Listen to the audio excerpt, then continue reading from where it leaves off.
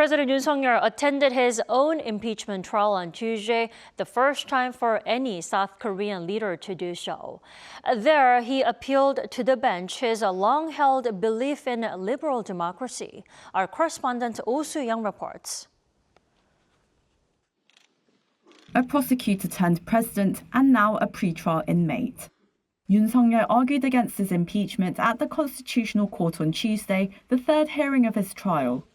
The first sitting leader in the nation's history to be arrested and defend himself against impeachment, Yoon attended this trial for the first time to make a personal appeal to the 8-justice bench as a respondent.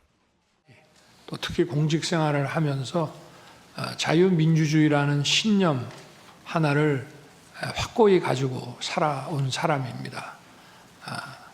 헌법재판소도 이러한 헌법 수호를 위해서 존재하는 기관인 만큼 우리 재판관님들께서 여러모로 잘 살펴주시기를 부탁드리겠습니다.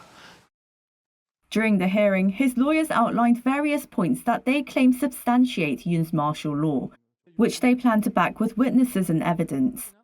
First, they cited the opposition-led National Assembly's abuse of impeachment power against high-ranking officials, indiscriminate budget cuts on key military, nuclear energy and welfare programs essential to the country's future, public livelihoods and safety.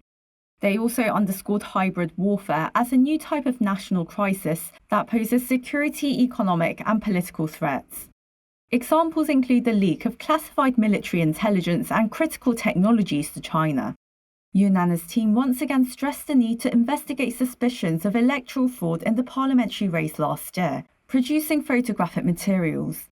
When questioned by the judge whether he had sent a note to Finance Minister Choi Sang-mok to prepare a budget for an emergency legislative body to presumably replace the elected parliament, and whether he'd ordered military commanders to drag out lawmakers from the National Assembly to prevent them from overturning its martial law, Yoon answered he had not. He further stated he'd immediately ordered troops to withdraw from the building once the Assembly passed a motion to end the decree. Meanwhile, the Assembly side continued to argue that the president's martial law was illegal. It cited media reports, investigation records, and CCTV footage from the National Assembly and the National Election Commission to back its arguments that Yoon had planned and caused disruption to the country's constitutional institutions. The Assembly's panel criticised the president's attendance as they walked out of the hearing. Much of his narrative revolves around allegations of election fraud. It seems his intention in attending these hearings is not to influence the court's direction or to clear his name, but rather to continue fueling the propaganda that mobilizes his supporters. Some 4,200 people rallied in support of Yoon in areas surrounding the Constitutional Court on Tuesday. One participant was arrested after physically abusing a police officer. The court says its officials are operating an emergency standby system with heightened security and police protection for justices.